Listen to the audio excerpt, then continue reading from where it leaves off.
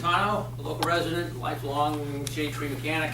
Wanted to be an Indianapolis car driver when I was a kid. Luckily, I did not do that because that's why I'm still alive. This is a real basic course. And I guess if anyone has to use the facilities, go ahead. Just, you know, we don't care, don't ask. We'll let you graduate anyway. How many here have, I'm gonna find out what your skill set levels here so I know how involved to get. How many here have checked their own oil?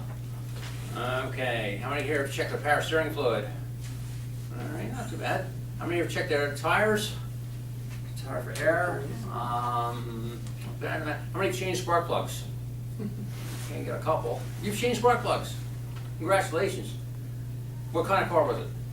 What kind? Yeah. This is a while ago, back when the engines were simple. Yes, yes, I know what you mean, yeah, I got some cut knuckles. How many here have done brakes? Wow. Okay. So this is really a car maintenance course, and as opposed to a, you know, how to fix it course. And but I'm going to read the little warning here, and you can read along on these. And I have a PowerPoint presentation that will follow along your outline here, and so you can use these for a guideline on how to fill notes out and where to fill your notes out on your guideline there. And anyway, I'm not going to tell you how to work on them. I'm just going to tell you how they work and what they need to keep them running. I'm not going to tell you how to take them apart. I might. There are dangers of every kind, including but not limited to burns, crushing, moving parts, sharp edges, sharp pointy objects, blunt instruments, poison gases, poison fluids, acid burns, chemical burns, high pressure, chemical freezes, spring-loaded devices posing risks for eye and other injuries, and electrical shocks. Are you scared? Well, go ahead, buy a horse and just don't get kicked. Alrighty, let's open up Mr. PowerPoint here, and we'll go over what a typical engine looks like. This is the infamous internal combustion engine, and what it does is the piston. Hold on a second, I brought this for a reason. You want to put that on slideshow view? Okay. I'll make it bigger. Yay.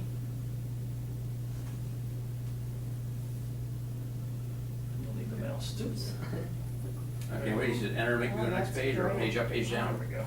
Okay, see, page down, does that work? Great. Nope. Page up, nope, we'll figure it out. Is the mouse there? Yeah. If you click the mouse, that should change. Okay, can we go back though? How do you go backwards? Right click, I think, will bring up a Right click, nothing? and- menu. Oh, on the laptop. computer. On the laptop screen Ah, itself. okay. Oh, there we go, okay, I can just click on that, all right, fine. So you get the piston, this thing gonna do this? Yeah, it did.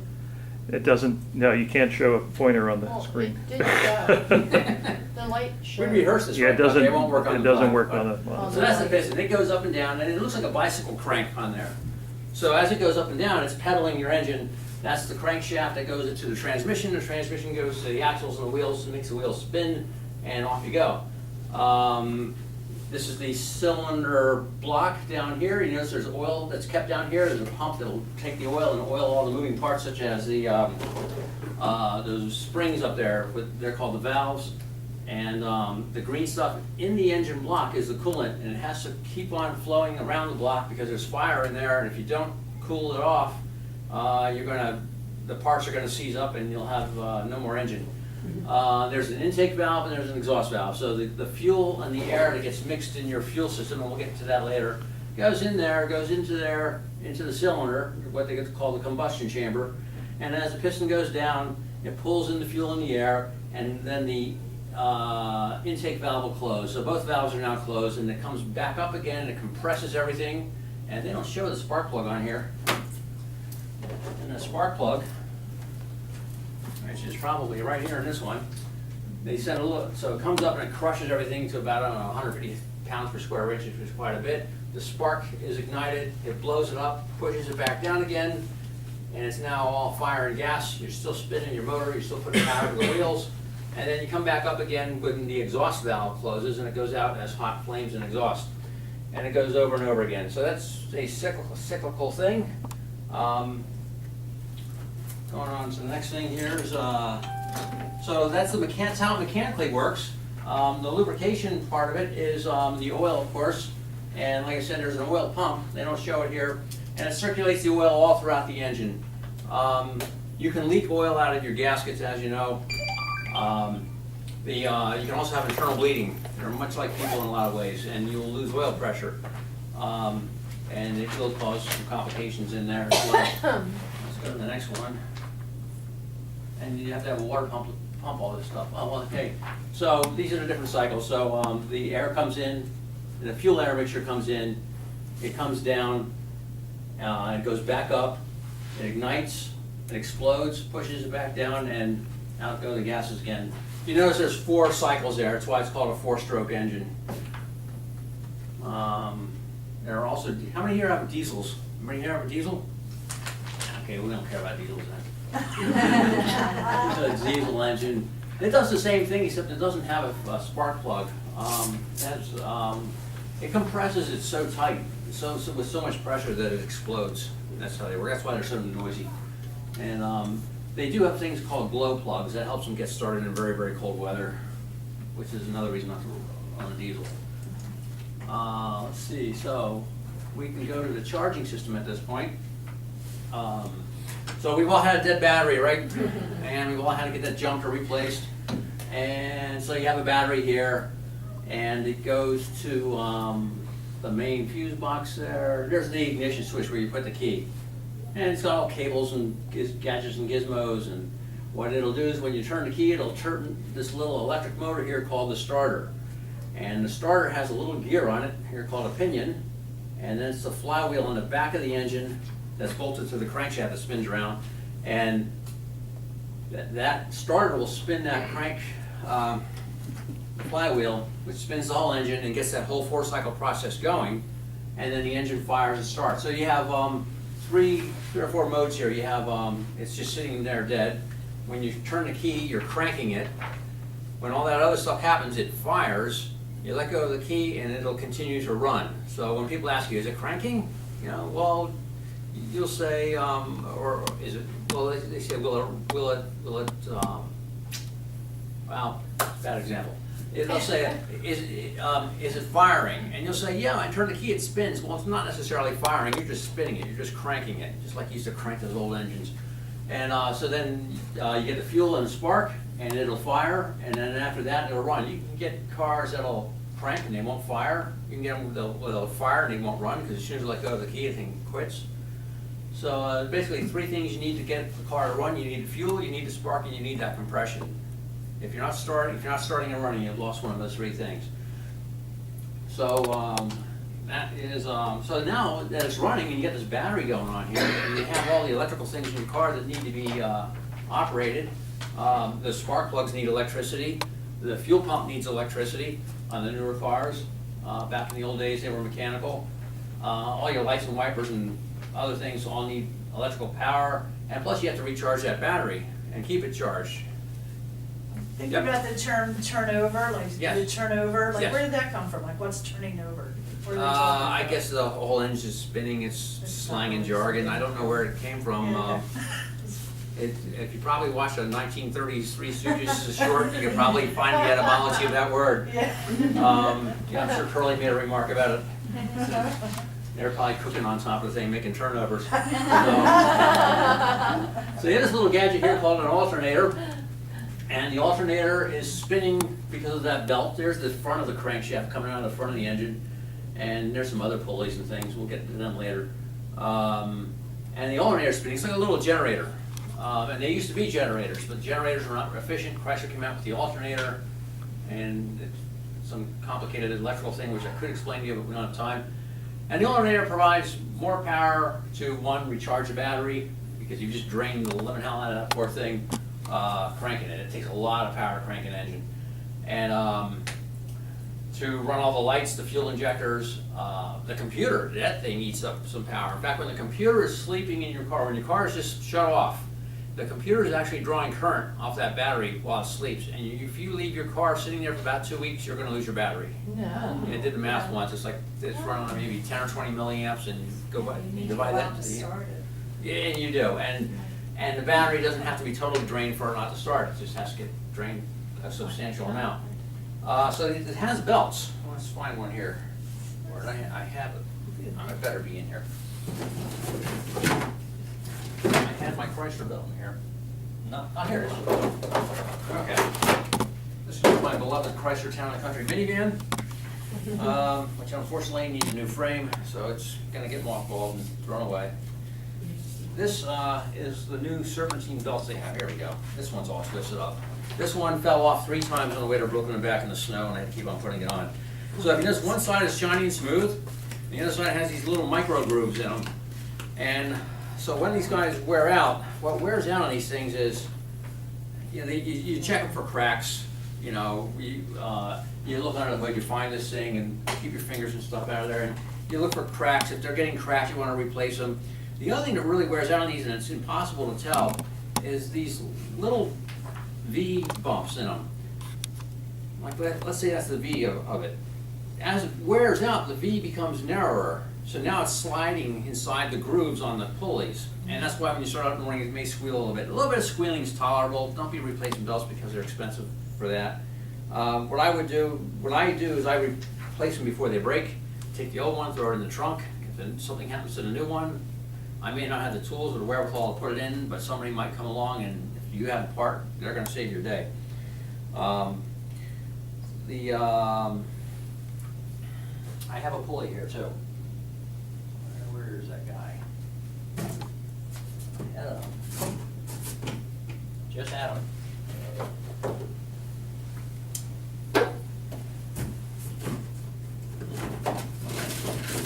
There he is. They're all messy, I don't want to mess the place up. So this is a pulley. It spins, this is just an idler pulley. And sometimes they'll just put a pulley here for no apparent reason at all, just to, I don't know what they're thinking sometimes. It's just some place for the belt to run. Maybe it's to keep it out of the way of other moving parts.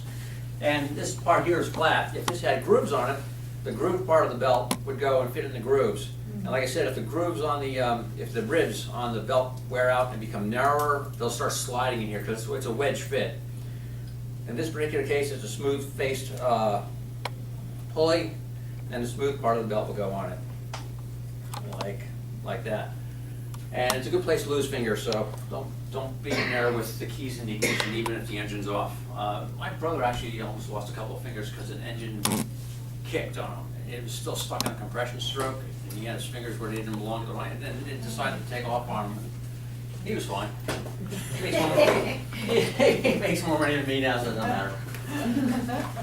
So, that guy over there. All right, you just missed this, we showed a pulley. You've probably seen pulleys. It looks like this is, before you tell me you used to mess with this stuff. Back in the days when they had V belts. Yeah. And you had to adjust them. Yeah, that's the other thing. The belts nowadays are self-adjusting, most of them. They have a spring-loaded pulley. In fact, that may be where that's from. It's a spring-loaded pulley that puts tension on the belt. Back in the old days, you had to put a crowbar in there, not break anything, hold the tension on there, and use your third hand to tighten it up. So, we covered a lot in the charting, so we now know why. Is the tensioner belt the same, it's not the same as like the Serpentine, is it? Well, okay, this is a Serpentine belt, because, you know, if I could find. But the tensioner pulley is with the alternator, but that is more like I the haven't whole checked. engine, correct? I have a really good diagram that's gonna help us out with this. I wanna get to a PDF. On your flash drive? Yeah, Okay, you have to hit escape to get out of the, there we go.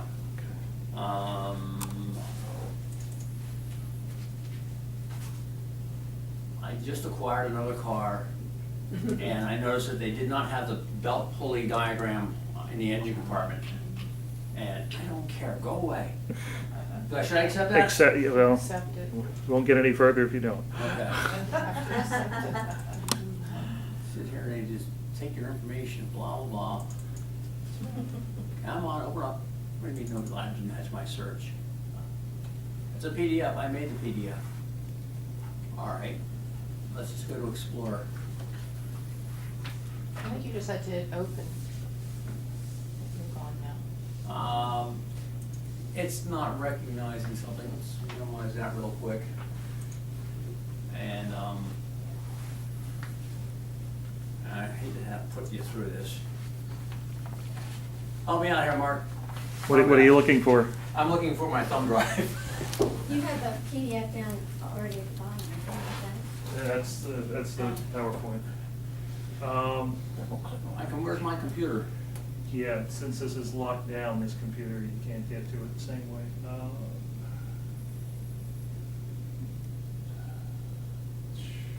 Great.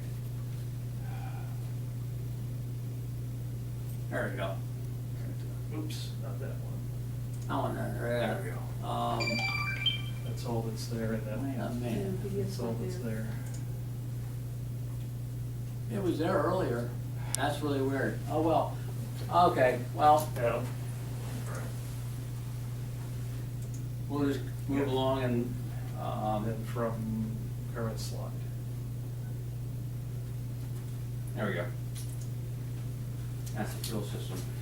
At the end of the class, if I can find that belt thing on there. So what it is you have, the belt will come off the crankshaft. The crankshaft spins, and this thing will serpentine throughout all the other pulleys, and it'll hit the water pump, the air conditioner, the alternator, power steering pump, idler pulley, and the tensioner pulley, which is a pulley that would be like this guy. And he just spins around, and the belt is on it, and what it does is, there we go. So we want to make this thing tense, so it would be like a spring-loaded, my arm would be spring-loaded on a springy thing that's very expensive to buy and difficult to replace, and it would just keep it tight. And then as it fluctuates from the different loads and things, you'll see it chatter under the hood. So if you're looking at just your wheels But spinning, sometimes the tensioner pulleys themselves need to be replaced too? whenever they wear out, yep. Okay. They shouldn't have to be in my book, but, you know, they make money just selling them. If you look at your belt spinning in the engine compartment, Can you turn look for it off? stuff wobbling.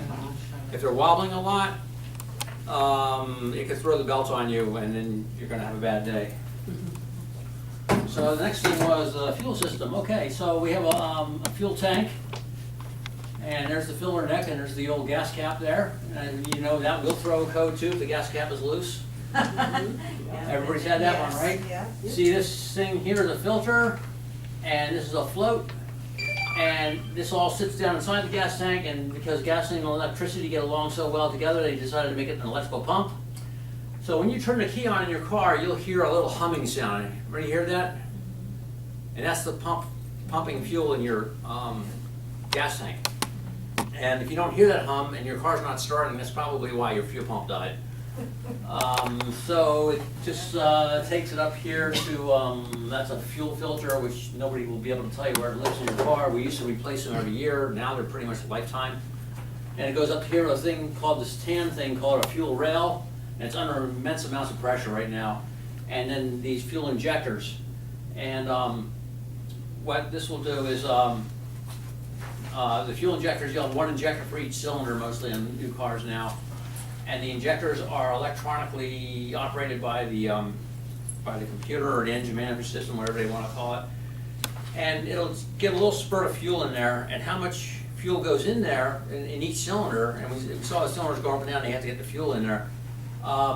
They will, the duration of how long that fuel injector is held open is how much fuel will go in there. And there's all kinds of sensors that'll tell it, it knows how far you're pressing down your gas pedal on it. I know a lot of this is, you know, crazy and has nothing to do with the maintenance, but I just want to get you an overall view of how this stuff works so that when you are checking things, you'll know why.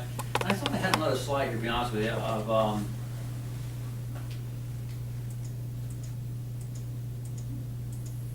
no, there was one in here. We'll get to it. Excuse me. Yes. I have a question.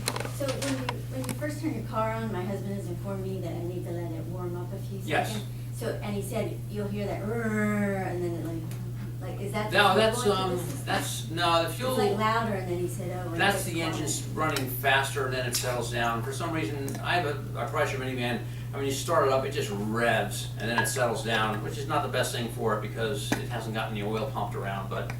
So you have to wait until that it gets quieter. Yeah, especially before you put it in gear, otherwise you're gonna have the engine spinning very, very fast, and when you put it in gear, you're gonna slam that poor little transmission and buy a new one. Over several years, it'll take it, but. So I can't rip out of the drive. Have to wait for it to warm up. And while in the old days, you used to really have to let them warm up because they wouldn't run until they warmed up. But now the computer takes over and just says, you know what, The engine's cold, 'cause and I know the engine's cold because I have a temperature sensor in the engine, and I know the air is cold because I have a temperature sensor for that, and I know how fast the engine's spinning because I got sensors for that, and the computer takes all this information, and back in the old days, you'd have to pedal the thing and hope you weren't pulling out in front of a freight train, and hope it wouldn't stall, and then you'd lose your power steering and your brakes.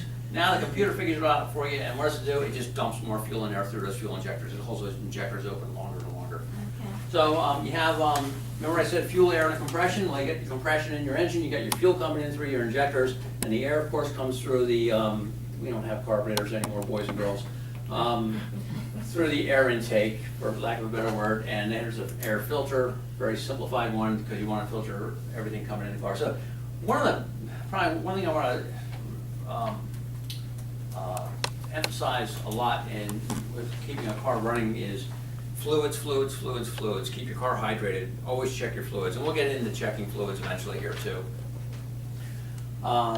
You want to make sure your fuel is clean. You want to make sure your oil is clean and an ample supply.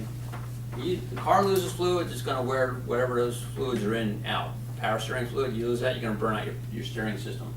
And we're talking like thousands and thousands of dollars. But you also don't want to overfill. It's not like- That's right, you don't want to overfill. There we go. So when you're filling your tank, when the pump shuts off, you should not try to put That is extra in. correct, but sometimes those things are not operating properly and you're not full. And then you can click it, and you risk having gas come out. There's certain pumps I won't go to, like number 6 at Sunoco. Don't go there. They'll click off all the time. Here's something they don't build anymore, Pontiacs, and this is the outside of a V8 engine. So we're looking at, what are we doing here? So we did the fuel. We did the fuel pump, the injectors, and the filters. So let's go back to the engine. So going back to your notes, let's back up a little bit. The engine, the lubrication oil. So it's very important for you to check the oil in your dipstick. And how many here have not checked their oil ever before? Okay. When you pull the dipstick out, once again, the engine has to be off, level, not running. The car has to be level. Let it sit for maybe at least a minute for the oil to drain down. And all the oil is doing, all the dipstick does, let's go back to that slide. You have the oil pan here full of oil. Now if this thing's spinning, it's splashing it all over the place and you're not gonna know what's going on. So the dipstick comes into the engine and just dips into the oil, that's all it does. And depending on the level of the oil, it'll leave oil on the dipstick. So and on the dipstick it'll have 2 marks, full and add. And that's the operating range. And this is all in your owner's manual. That's another big thing. Always get your owner's manual. If you don't have an owner's manual, you can get them in a junkyard. You can download the whole PDF and for them. And the nice thing about that is you can search stuff. But so below the add mark is where it gets dangerous. You start getting below the add mark, you're not going to have enough oil and you're going to ruin your engine. The oil pump pumps it out of here. There's a sump in there that sucks it out and takes it all over the engine, and the pump has to provide pressure to do that. So if you don't have pressure, the red light comes on and says oil. It doesn't mean you're out of oil, it just means you don't have pressure, but the reason why you don't have pressure might be that you don't have oil. It could be your oil system's clogged, it could be your filter's clogged, or it could be the pressure sensor's bad. But the bottom line is, check your oil and check it often.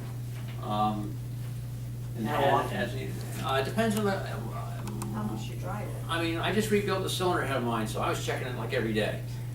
And now I haven't checked it for 2 weeks because I know now it's not consuming oil. So if you have a car that's consuming oil, check it as often as you think you may have to top it off. If you have a brand new car, if it's under warranty, who cares? So it's not your problem. But you should check it anyway because you don't want that hassle of. Well, what would be happening? We were losing oil. It's leaking or burning, the 2 ways to It go. was leaking. You have puddles all over the place? Yeah. Gaskets. We have a gasket here. You need to check the Here's one. So what a gasket does is you have 2 metal parts, one here, and there's a seam in between them. and you need to seal it, so you have something like this, like a gasket. And if the gasket gets old, and they do, it leaks out.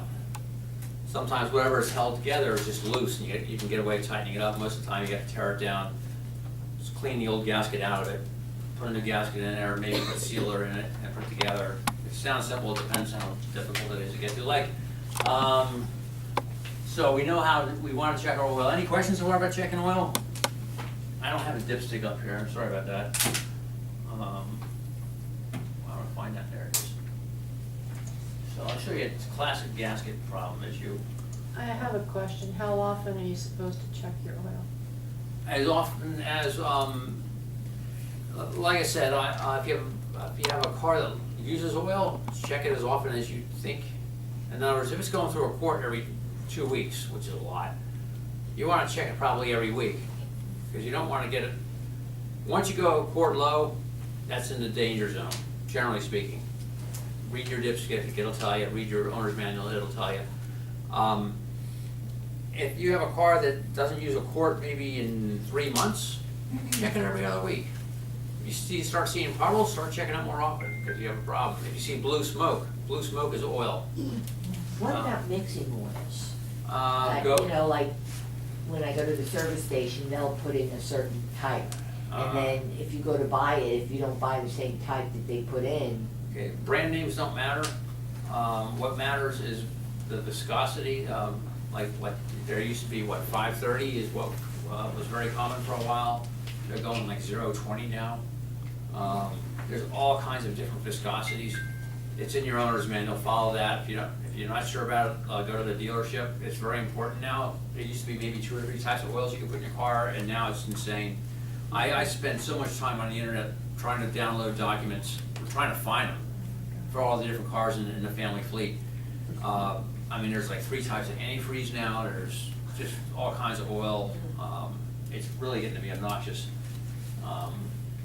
So whatever the owner's manual tells you. A lot of owner's manuals will tell you what type of oil to use, and that's very, very, very important.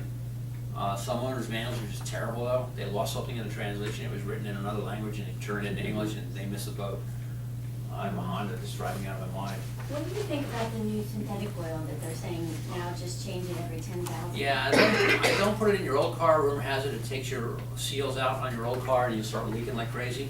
I'm slowly becoming a convert toward it.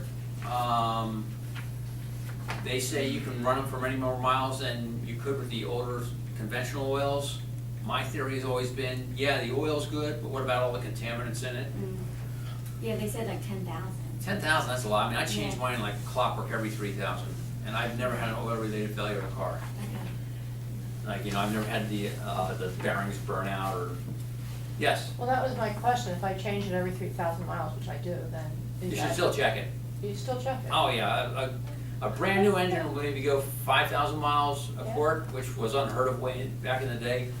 A good engine, I'm really happy with an engine if it goes 3,000 miles without losing a quart. I'll tolerate up to 1,500 miles a quart. Check it. I mean, it could just spring a leak. There's a thing in here called an oil pressure sensor, and it just screws right into the side of the engine block. And what happens, it looks like, this is a spark plug, but it looks like something like this. So it just screws in, they have an electrical connection here, and a little pressure sensor here. If you've got pressure, it closes a switch, and then your red light doesn't shine in your dashboard. Well, what happens is you have to have a seal in this sensor between that switch and the electrical connection and the oil. And those seals go bad, and when these things bleed, man, it's like an artery. It just pours oil out. So you may have a really nice car that's just doing well. It may have even been rebuilt, but when you rebuild them, the engines, no one puts a new sensor in. And you could just start bleeding your oil out. And if you're in the habit of it's good between oil changes, and you gotta keep an eye on them. They're like children. You gotta keep an eye on them. You know what they're gonna do if you don't keep an eye on them. They're gonna snake bite you every time. It's, I can't emphasize more. Check your fluids, check your fluids, check your fluids. Keep an eye on them. And check your air all the time. I mean, look at them. I'll go into the parking lot right now. I'll find 5 cars that need air in their tires. and we'll get to tires in a bit. And you said blue smoke means oil is burning? Burning, yeah. Okay. But sometimes, they don't burn blue anymore because what happens is the catalytic converter gets a hold of that smoke and burns it into oblivion. That's why you don't see a lot of blue smokers out there now, unless Yeah, they're I was really thinking burned that. bad. Okay. Back in our day, it was common. First one, just check the oil. Check it. So this here is a, why are we doing this one? The ignition, yes.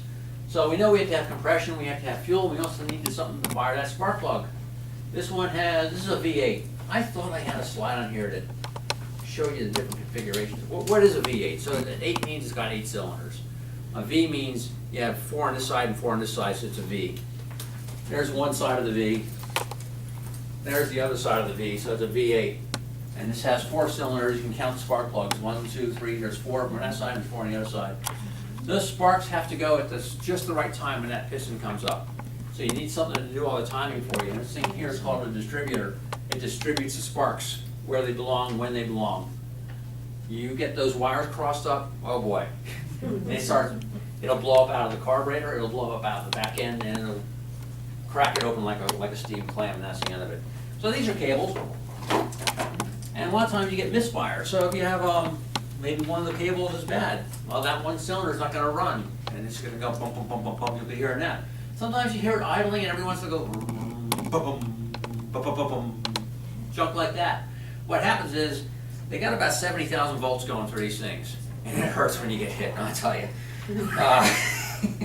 Yeah, a whole lot of fun. And so you have them all grouped together here, and it's just plastic and rubber. If they start getting microscopic leaks in these wires, you can't see the cracks, but they're there. If you look at that engine running in the middle of the night, pitch black night, you'll see little lightning bulbs going across them. Or they'll be going from the wire to the engine block, because the engine block's the ground. Yeah. And you'll hear it misfiring, and then it's time for a new set of wires. These came out of a Ford Taurus. This is the one that got T-boned also. And so these, that's where the cool is. Okay, so we go to the spark plugs. This goes to the distributor. Okay. Here, and this goes over to the spark plug, and it just snaps on the spark plug like that. And there it is. And if you notice, I don't know if you can see it, but you have the spark plug and you have this like this hook right here. And there's a gap on this one, it's about 40 thousandths of an inch. And the spark will jump across that.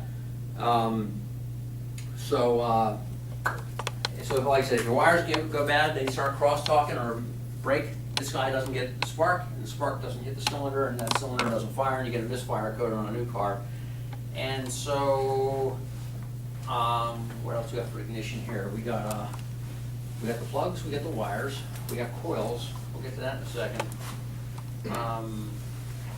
So this, that looks like a mechanical distributor. What a mechanical distributor does is this.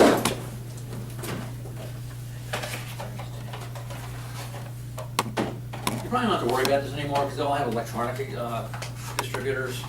They're all, what do you call them, Solidstate or whatever. This one here has 3 on the outside. That's for my 3-cylinder car. I own a 3-cylinder car. The main power comes in the center one, and then this little guy here spins around. So as he's spinning around, the power comes out of the center button. He spins around in there and sends a spark to each wire as the engine spins around. This is all timed with the crankshaft and the camshaft. We'll get to that later. And it sends it to the different wires and the different spark plugs. These things used to get all kinds of mechanical issues with them. That's why they went with solid state. I don't even know if this one's any good anymore. Like I said, I take the old parts out and I put the new parts in. I keep these in the trunk. It may not run nice, but it'll get me home. Is that when they used to say the timing is off? Is that what? Yeah, because what happened is, back in the day, and in fact on my Metro it's the same way, you could rotate this in adjustment, and that would advance the timing so the spark would either happen sooner or later. And if too soon, you get that engine knock and ping. If it's too late, you just burn gasoline out the back end and you get no power. And it's a black art getting it right. They have numbers you can set them at, and then for what they call before top dead center, so many degrees, because rotational things are measured in degrees. And we got a box for that. There it is. So that's what also known as a cap and rotor. Now they have solid state ignition systems where the mechanical part is eliminated and it's all done electronically. And I'll have a box with 6, well, in this case I'll have 8 towers on it, and the computer tells them when to fire. And some of them have a thing called a coil pack, whereby instead of having one electronic distributor, they'll have different ones. Maybe one of them will handle 2 cylinders, and they're called coil packs. I've seen them go bad.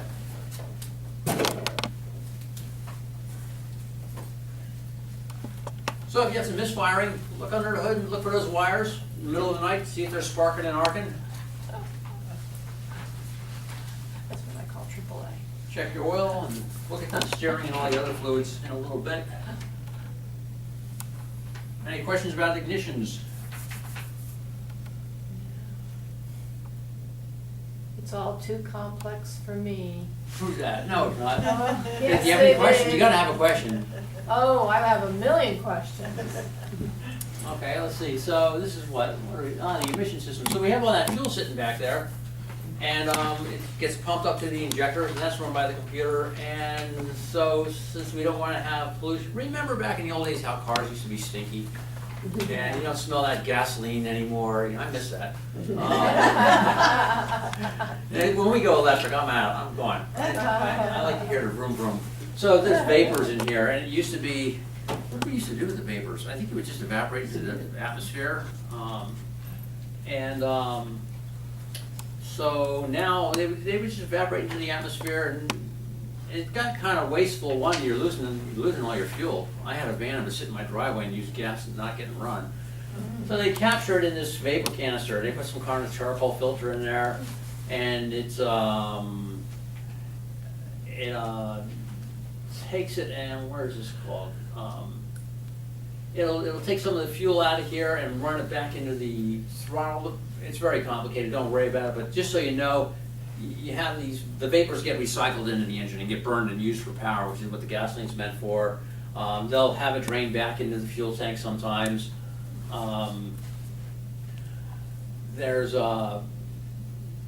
You'll throw engine codes, if like, these are vacuum lines, a lot of these. I got a vacuum line in here. So you'll have these rubber hoses running all over your car, and you've probably seen millions of them under the hood. Don't ever try to make sense out of it. And, you know, it's just a rubber hose. Now hoses all over the place. If you get cracks in these hoses, and look for that. Look for your rubber hoses under your car in the fuel system, the vacuum hoses, not the radiator hoses. And look for cracks in them because they start leaking, and then it won't run right, or you'll throw codes. Another big rule of thumb in cars is I've never bought a new car in my life. The last one I bought for $900. And what I do is when I buy the car and I say I'm going to throw $500 in it, and I'll go under the hood and I'll replace anything made out of rubber or plastic. Period. Spark plug wires, unless they look pretty new. Vacuum lines. I'll gut out the radiator system, the cooling system, and put on hoses in there. I put new belts in there, and I slam the hood and I forget about it for 3 years. Because who needs the hassle of intermittent failures? So the emission system is nothing. I mean, it's just a glorified mess of vacuum hoses. You see all the hoses there. I'm not going to even try to figure out what they're trying to do there. I have a question, Paul, about the O2 sensors, and is that tied in? That's going to be in the exhaust. Right, but is that also tied in with the electrical system? Like if there's a short in Yes. the electrical system or in the code, can it be putting up codes that aren't Oh yeah, the necessarily O2 sensors are true? notorious. Or reading codes that are wrong, and then you end up pouring money into Yeah, oh the yeah. vehicle? The O2 sensors are like one of the most misdiagnosed things in the car. We'll get to that. That's in the exhaust system. This is the emissions. In other words, the emission vapor is given off by just raw gasoline, not what we've burned and turned into a horrible poison coming out of the tailpipe yet. We haven't gotten there yet. So on emissions, you have the exhaust gas recirculation. Let's see, this is fuel vapor management, basically. Oh yeah, it is part of this section, the O2 sensors. It's probably the next slide. Let's find out. That's cooling system. It's probably going to be under exhaust, but we'll get back to the catalytic converter and the O2 sensors when we hit the exhaust system, which we haven't gotten to yet, and the exhaust gas recirculation system will be in there as well. This is the cooling system. Remember we showed the cutaway of the engine and had that green fluid in the engine block? Well, this is what they do, is, they have, this fluid's blue on this one, the water's blue, but, it goes throughout the engine, it absorbs all the heat out of the engine, and then, it's, the water pump, where is that? There's your fan belt, right there. And we know, we've seen the fan belt already, and we've seen it spin the alternator, and this one's gonna spin a water pump, and the water pump circulates the water around. And so it takes the hot water through this big top radiator hose and goes into the radiator. And the radiator is basically that big thing in the front of the car. Remember the old Model Ts, they didn't even try covering them up, right? So it's just a bunch of thin tubes that the fluid could drain through, and then he put little fins on it. And the fins will absorb the heat from the thin tubes, and the air will blow over the fins, and it draws the heat off the radiator, and radiator, it radiates the heat away. That's why it's called a radiator. And and then that cools the engine off. In the meantime, there's another little tiny radiator under the dashboard of your car over there, and that's how your heater works. So you have all these thin tubes, you have the antifreeze, and then you have crud. And then it clogs the tubes, and if you clog your radiator, your car's not gonna be able to cool off, and it's gonna run hot. If you have a radiator cap, there's a pressure cap, it's the one that says, do not remove when hot, do not remove when hot. You will take a hot shower, you will get burned seriously, and that's all the warnings that we gave you. You have a water pump that circulates it around. You have another thing here called a thermostat. Now, you don't want to cool your engine off too cold. You want to keep it up at what they call operating temperature. And that's why your temperature gauge will show you, cold, overheated, which is hot, and then you get the operating range. The engines are designed to run at a certain operating temperature, so you need a thermostat for that to happen. Over here, we'll get into the heating and air conditioning later. You have the blower motor, that's your fan motor for your heat. Here's your defroster vents, and you get the vents for the floor. And so to show you a water pump, I got one of those here. Show you a couple things that can go wrong with them. So you can get clogs in your system, you can get leaks in your system. So what you want to look for on your radiator cooling system here is there's your top hose, and that's what they typically call the bottom hose. Sometimes they're side to side. One has the coolant go into the radiator, one takes it out, back into the water pump, back into the engine. And they'll dry out, they'll get cracks, they'll typically leak here. Squeeze them, they should feel soft. If they feel like your arteries, it's probably not good. They're gonna get hard and they're gonna burst on you. Routinely, back in the day, you should replace them every 3 years. But now they have such high-tech rubber stuff, they last like 10 years now. And check them more often than that. You also have a thing called a bypass hose for when the thermostat is closed because the engine hasn't warmed up yet. It's a little tiny elbow hose, and there's that one you want to check. I mean, there's going to be all kinds of hoses on Nirvana cars, they're ridiculous. You can leak out of these things called freeze plugs because if you don't use the proper antifreeze, if you run it too weak, the antifreeze keeps it from freezing down to maybe like 40 below if you mix it right. If you don't mix it right, it may freeze at 15 degrees above zero, and we do get nights like that, and you will crack your engine in half. They do put freeze plugs in here. They'll pop out, maybe on a good day if you're lucky. But even at that, if they do pop out, all the fluid leaks out, and that's going to cost you. Is it better to get the pre-mixed that goes down to a certain temperature? I buy it concentrated because then I can mix and match, and I mean, you can't go wrong buying pre-mixed. But if you drained antifreeze out of your car and maybe flushed it out, you're not gonna do that. Okay, so How often should that be done? the flush, whatever the service manual says.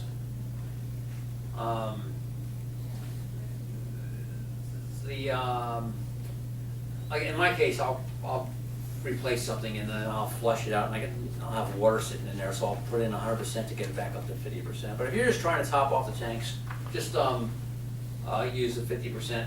This is called the Overflow Tank.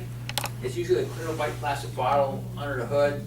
And what happens with that is as your engine heats up, the coolant expands and it flows out of the pressure cap. But it used to wind up on the ground when we were kids. And so now what they do is they put an overflow tank in there and it'll fill up. And there's an operating range in there too. It'll be like overfill and whatever or not. If basically, you probably wanna fill your antifreeze here rather than here. If it's stone cold, you can do it in the pressurized area. This is not pressurized. Warning though, some of these plastic tanks are pressurized. Ford likes doing that. So don't open them when they're hot either. And they used to put it in plain English, now it's just a little symbol. Read the manual, don't open them hot. You don't wanna open these things hot. Yes? Is it true that if your car is overheating, you should turn your heat on? Because That that'll helps blow- cool it off, yeah. It blows It might be a cool air. losing battle, because that's just a tiny little radiator. Yeah, just to help you get to the service. The other thing is keep the engine revving, which is counterintuitive. That circulates things, because a lot of times the reason why they overheat is they're low on antifreeze, and you get air pockets in the engine block. And if you rev it and keep an eye on that gauge, once it starts redlining, just shut it off. You know, it's a losing battle. And it'll keep the heater going in the wintertime. If you're low on antifreeze, your heater won't work. It'll blow cold air, but the engine's overheating, your temperature gauge goes up. That tells you you're low on antifreeze, because the engine's getting too hot and you're not getting any heat out of that radiator. It means there's no fluid getting around in there. Would you please repeat that? Okay, so let's say you're driving this in wintertime and your engine's overheating, and you say, well, my engine's nice and hot, why am I not getting heater out, why is the heater not working? Well, it's because you're out of fluid. The engine's gonna overheat. I mean, all it has is a temperature sensor on the block. It doesn't care if there's antifreeze in there or not. And in the meantime, there's no antifreeze getting back to your radiator for your heater, and so your feet are cold. Usually you have some, either low on fluid or you get some serious problems, like a cracked block. I had one of those. It wasn't a cracked block, but it may as well have been, and it was sucking out all the antifreeze and running low. Is that the block, that one? Yeah, this is the block. They don't show you the head on here. The head is where the valves and spark plugs sit. This is just the block. Okay. The head sits on top of there, and the antifreeze will flow through the head as well, because you got to keep the head cold as well, or the proper temperature.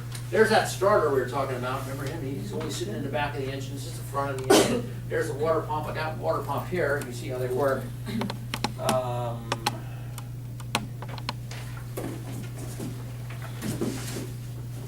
There he is. So, this would have a pulley on it. I have the pulley taken off, because when you replace the pump, you don't replace the pulley, and the pulley would spin with the belt. This is on the outside of the engine, and it has a little propeller in here called an impeller, and it bolts up to the engine. There'd be like a hole here, and maybe another hole there, and it just blows it around. So what can happen on your water pump is the bearings can wear out, and this whole thing will wobble, and it won't have a good seal on it, and you'll start leaking antifreeze. Maybe the bearings are good, and this one has good bearings. I replaced it anyway because the type of car I have, when you do the timing belt, you do the water pump, it's just prudent. So if the bearings are shot, is it better just to replace the Oh, whole yeah, just- alternator? I mean. No, the water pump, yeah, just toss it. They're I cheap. mean, They're I so meant cheap now. that, yeah. Yeah, they're so cheap now. It's like $30. A lot of work though. If the seal goes bad in here, it'll leak antifreeze out. And how you can tell is, see a little tiny hole on the top of it? If you can find a water pump in your car, and you find a little tiny hole, it's called a weak hole. So when the seal goes bad, that little weak hole will fill up with antifreeze. It'll be green, hopefully, unless you have orange antifreeze. And this one, you can see it had some moisture around it. Because no seal is perfect, you're gonna see some moisture on it. I have no idea how old this thing was when I yanked it out, and it's not even bad. Sometimes these propellers, you won't know it until you take it apart. They rust away, and there's no propeller left. So like I said, this would have a pulley on it, and the pulley is spun by the Serpentine Belt. And then, any questions about the cooling system? So what you want to check on that, because it's fluids, check the recovery tank. I call it the barf tank, because that's what they used to do. And it should have some lines scribbled on it that are hard to read. One thing you can do is you can take, I don't have a recovery tank with me, you can take a flashlight and put it right up against it, and you can see the fluid inside of it. Because it's a cloudy white milk bottle. It's terribly, there's just almost no way to really tell. Any other questions about the cooling system?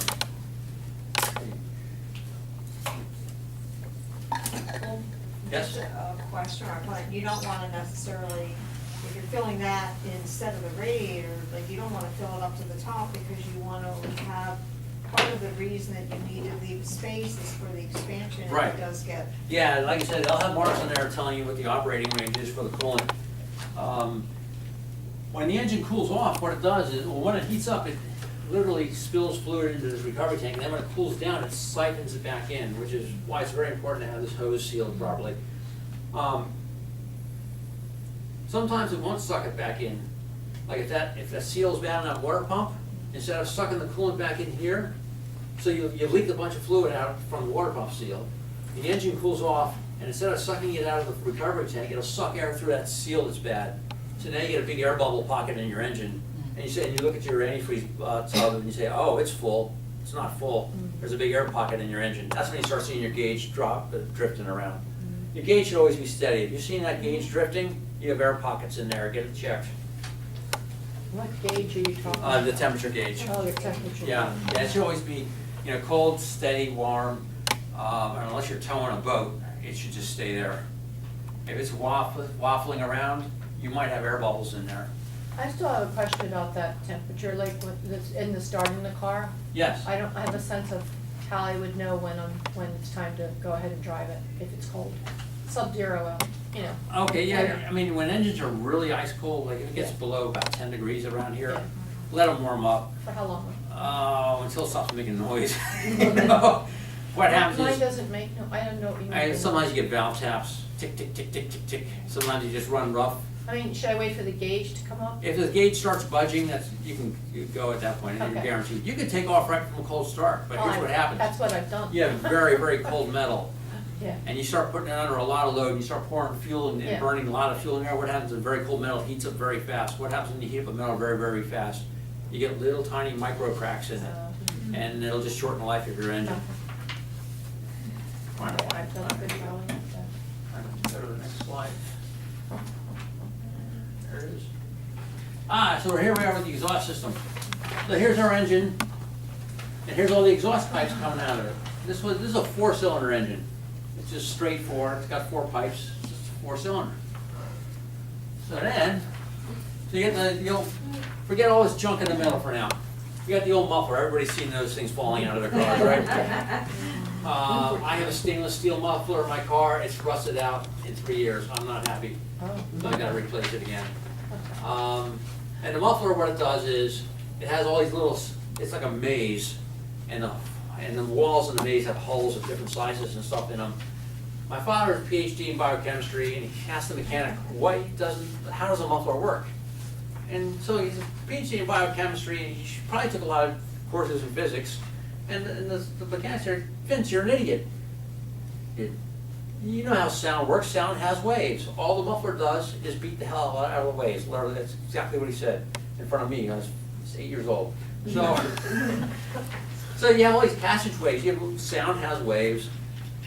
It goes through all the passageways in there and literally flat lines the waves, and it makes it quiet. If you don't have the exhaust on a car, if you're here without it, well, we've been to the race courses and we've heard them loud as anything. So along comes the emissions of the 1970s and 80s and 90s, and they say, a lot of the gasoline's not getting burned, it's coming out of all kinds of noxious poison out of here, and they were. So they came out with this thing called a catalytic converter, and what that does is it takes the unburned gasoline from the exhaust, runs it through a screen made out of platinum, and it's a chemical process. It takes whatever's not burned and makes it burn. It's a catalytic. If you remember from chemistry class, what a catalyst does, it encourages chemical reactions. So it comes out of the back end with nothing more than carbon dioxide and water vapor, also known as Sodapop. So, or flat beer, I don't know. Then, so let's see now, what problems would this cause? So, well, if you're going to burn the gasoline, you have to provide air for it. So I don't even remember back in the 80s if we had air pumps in our cars, and it would take air and inject the air in there. That always caused more problems than it was worth. So they came out in the 90s with fuel injection. And that was really cool. The problem with fuel injection, if you want it to work right, is you want to have a computer running it. And the computer's going to want to know things. So what the computer's going to want to know is this. how well am I burning the gasoline? Am I pouring too much gasoline in that engine? Or am I maybe not putting enough in there? So you have these things called oxygen sensors. You have one before the catalytic converter, one after the catalytic converter. And each one senses the chemical composition of the exhaust gases. Don't worry about this. So this is not on the test. There's the upstream and the downstream. Your mechanic's gonna tell you about these. And the computer takes a reading from the upstream, and it takes a reading from the downstream, and there's numbers and computations, and it knows what's normal and what's not normal. It's really all you need. I don't even understand it, and I don't want it. So if you have an oxygen sensor go bad, garbage in, garbage out. It's gonna tell the computer, hey, I'm out of range. You know, I'm not sensing what's normal, you know. Now, the engine may be normal, but the sensor's bad, so it's gonna put garbage into the computer, and the computer's gonna throw a code and tell you that you're running lean or something. Well, I'm not running lean, the sensor's bad. Well, maybe I am running lean, who knows? Just keep throwing money into the mechanic, he'll figure out what it is. So these things will throw codes. How do you keep these things from throwing codes? Keep your air filter replaced. If you have a fouled up air filter, it will not get enough air into the engine. You're gonna run rich as opposed to lean. And these guys are gonna go off the charts, and your mechanic's gonna replace the $500 sensor when it was a $15 air filter all along. You gotta learn that lesson, that's why I bought this thing. So I've vowed never to pay for engine codes again, and this tells me the codes and what they mean. What is that? This is an OBD2 scanner. And if you plug it in under the dash, you can hit the button that says read. If the light's on, you know, the check engine light, it'll tell you what the code is. Mine just threw one today on the way here, and it tells me that my crankshaft sensor is bad. And I know it's probably the crankshaft sensor because I neglected to replace it when I should have. And so the crankshaft sensor tells the computer what position the engine is and it's spinning. Remember that crankshaft? And the computer needs to know that. That's the thing about these computerized cars. I mean, they're great compared to what we used to drive around, but the computer has to know everything, so you have sensors everywhere. So these are the oxygen sensors, and they call them O2 sensors because they're sensing how much oxygen is in the pipe, or it's some chemical thing. That's lousy chemistry. So we were talking about, you know, is it the chicken or the egg? Is it the oxygen sensor is bad, or is it actually getting stuff down the pipes that are bad? Could be anything. I mean, you could have a bad head gasket and it's sucking in antifreeze and blowing steam out the back end. So how many O2 sensors are there? Usually two, unless you have, see how this is a 4-cylinder car? If you had an 8-cylinder car, it would have 2 sets of pipes. It might have 2 catalytic converters, so they'll have 2 sets of O2 sensors. Most of your cars now are 4s, mine's a 3, and there's just straight setups like this. Any of you have V6s?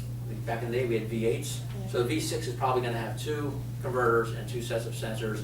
So they'll call this bank here, let's say it's a V8, so they have 1 bank there and 1 bank there. They'll call it bank 1 and bank 2. And it'll be bank 1 upper and bank 1 lower, and then bank 2 upper and bank 2 lower. So there could be 4 sensors. There could be 4 sensors, yep. Some of these sensors have heaters in them. That will throw a code if it goes bad. If the wires get nicked or chafed or cut in half, that'll throw a code.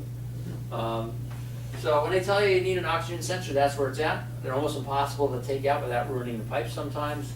I hate them. Expensive. That catalytic converter is probably $300.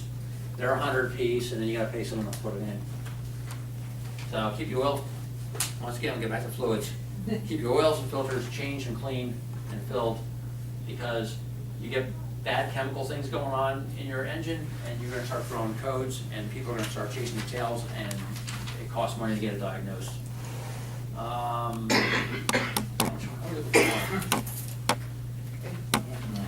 Okay.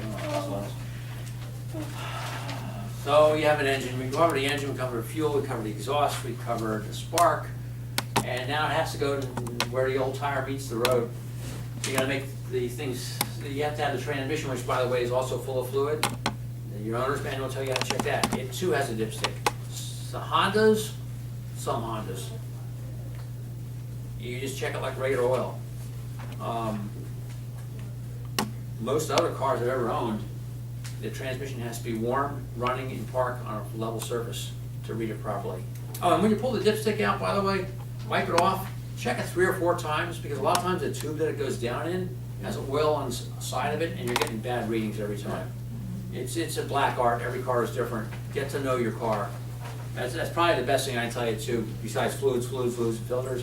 Get to know your car. They all have their habits, they all have their Achilles heels. So you have a couple things here. Who's heard of a thing called a CV, axle CV joint? Yep, and if you turn really, really sharp, you'll hear them make crunchy noises. Unfortunately, that's normal. These are rubber boots. When they get cracks, the grease comes out, and that's the end of them. They won't pass inspection. Got to replace them. So this is what goes to the transmission. These 2 axle things here, and then they spin the wheels, of course. See where your brakes are sitting. See that guy there, that blue thing? Let's cover a lot of things right here while we're at it. First of all, this is a wheel bearing. So that's those 5 studs. There's your 5 studs. That's the wheel goes on there, and you tighten up the lug nuts. This guy spins. This one's beat. This one has a sensor on it. Here we go. The sensors again. And this is called the ABS sensor or speed sensor, and that's where how your speedometer works now. And depending on how fast your car is going, it says, hey, you know, tells the computer how fast your car is going. If you have ABS brakes, when you step on them and it starts skidding and they do the anti-lock thing, which I hate them. I like my old car. I hate anti-lock brakes. They don't let you drive a car, but you put your foot down and you hear like ka-chunk, ka-chunk, ka-chunk, ka-chunk, and pedals pulsing and all kinds of crazy crap. That's because when your wheel locks up in the snow and it stops spinning, the signal says, hey, we're not spinning anymore. Oh, so the computer says, well, I'll stop putting the brakes on you because you're skidding. And it lets it spin again. And then you probably panic and really press the pedals to the floor and you'll lock them up again. And back and forth we go. So that's what that guy is doing. He's sitting there. I can see the splines inside of here. See the grooves? That axle fits through there, and that's what's, when it spins the wheel. You grab it there. There's a big nut on here that has to be kept tight. So then they have the brake rotor. There he is. It doesn't fit this one, but different car. Different car right there. So that's How many called. different cars do you have represented here? Mostly I got a Chrysler Town & Country, a Geo Metro, Ford Taurus, and a Chevy Impala. And I've gone through, I'm on my 2nd Metro, I'm on my 3rd Taurus, and we're retiring the minivan, and the Impala, which has had a bad transmission since 2005 when I got it. No. When did my niece blow that thing up? We've been nursing that transmission for like 10 years now. This is the disc. This goes on here, it spins with the wheel. And you know how on your bicycle, you got those 2 little pads that squeeze the rim? That's the same deal, that's your disc brakes. So this disc is called the rotor, and you've all had to replace rotors and it costs millions of dollars. The reason for that is you either plumb out, wore them out, or if your car sits around a lot, you don't drive a lot, you sit in your driveway for too long, they get very rusty. And so you want to exercise the car. It's another thing I can't emphasize more. Write it down. Take your car for a ride, take it for trips. They don't like sitting around. It costs you more to have them sit around than it does to drive them. So they get rusty, then you have no brakes. And then you have brake pads. Where are they? You got a set of pads here. They're worn out. Now, how often should you take your car out for? Probably at least once a week. Yeah. Okay. So the pads fit over the rotor like that, and these are the wrong pads for this one. They squeeze on it, and these pads, they're getting kind of thin, and these came out of my son's Honda actually. So there's another car, which is now my wife's Honda. And you ever hear your brakes squeal? And they say, oh, that's the sensors. Well, what happens if you can see these? They have the lining on the inside, and there's a steel plate on the back, and then you have these little things here, and now if the pad wears out and hits that little springy thing, there's a springy thing. That springy thing will, when they get thin, they'll rub up against the rotor and make the squealing noise. And if you wear these pads out too far, all the braking material is missing from it, and now it's metal on metal, and you will trash your rotors, and you probably go through a red light too, but you'll have other problems. So, I don't know if you can see that, but there's like this material on here on the metal plate, That material goes away, you lose brakes, and you ruin rotors. So- What's that whistle sound that you get that tells you your brakes are? Okay, I'll show you right up here is, I've so been getting go right that, here. So you have the pad material, and then this is, the metal backing. And when the pad wears out, you get metal on metal to the rotor, and there's the sounder. As you can see, we're almost there on that one. Once that padding goes away and that thing starts scraping on the rotor. So what you have is, the pad material. It squeezes on that rotor I showed you. Yeah. There's the metal backing, it has to be structurally sound. This little guy here, when this material wears away enough, and you can see he's almost there, Yeah. that'll start scraping on the rotor and making that high-pitched squeal noise. Other things can make that It's like high-pitched a squeal. whistle. Yeah, other things can do that too. See how there's not much material left? Once that wears away and that starts hitting the rotor, it'll make the high-pitched squeal noise on there. Now, you can check your brakes without taking the car apart. If you have big slots in your wheels, you can see how much meat is left on the pads. I don't have any new ones, I couldn't have brought any new ones. The new ones are incredibly much thicker on that. So, all this stuff is typically on the front end of the car. The brakes, of course, are on the rear as well. These are the struts. So there's the springs, that's what gives you a nice cushiony ride. And then you have these hydraulic things, and they used to call them shock absorbers. They call them struts now because they're all one piece. And when the fluid leaks out of these guys, you start getting a bouncier ride, and they'll flunk them if they see moisture on them. As your car gets older, you get bouncy. I'll tell you, the one trick to get through inspection is, no, I'm not gonna tell you, but when the camera stops rolling, maybe. So you have a thing down here called a ball joint. That's just kind of this is not a ball joint, it's a tie rod end, but it's the same principle. It's a ball and socket joint like your shoulder, and it just allows everything to move around. This is a tie rod end, so when you steer your car, your steering wheel comes down to this thing here, and see the bellows, and they have a tie rod and a tie rod, and there's a tie rod end. And what it does is, this whole rod goes this way and that way, so your wheels can turn. And this is thing that's called a tie rod end, and it fits right here. And it has to be able to have a ball joint to it so that you can turn your wheels, and your wheels can go up and down as you hit bumps. And it's a ball and socket joint, and it will wear out, and then your steering gets loose. And so what they'll do is they'll tug on these things at inspection time and feel that little bit of play in there, and it's flunked. This one was actually good, but I ruined it by accident. And I had to buy a new one for my sister-in-law. I keep it for a spare, and just, like I said, I keep the old ones. The ball joints the same way, they'll wear out, they'll wiggle them around. They're expensive on the new cars to replace. So what can you do to maintain this? One, if you can check your struts, look for moisture. That way you know how much you're gonna be paying for inspection. You know what I do? You know what you can do too, is you can grab the wheel, depending on how dirty you wanna get your hands. Grab the wheels and wiggle them. If you feel some stuff knocking around, get a little suspicious. You can grab that tie rod right here and just give it a good yank. You're gonna get messy doing it. And you might feel some play in there. Look for leaks, because this is your power steering system in here. Look at the power steering a little bit. Look for hydraulic leaks. Look for leaks all the time in your cars. Look for leaks on these shock absorbers. And the brakes, by the way, are actuated by hydraulic lines. Oh yeah, remember the fuel lines? You smell fuel, look around. This one came out on my Metro, there's little cracks. Let's see if we can find some cracks in this thing. My eyes are terrible anymore.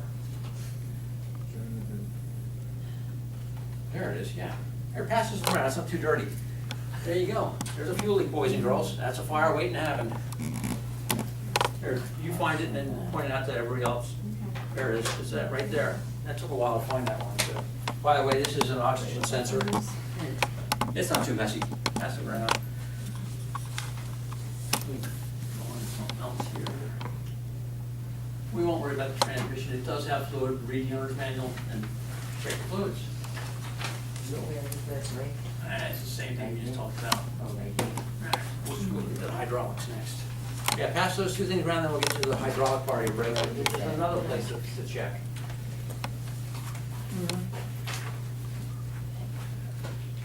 I never heard of a Metro. Oh, okay. It was made by Suzuki. They were building them in Canada. It's called in Canada it was called the Pontiac Firefly. Down here it's called the Chevy Metro and the Geo Metro. It was GM's way to sell small cars out of their lot.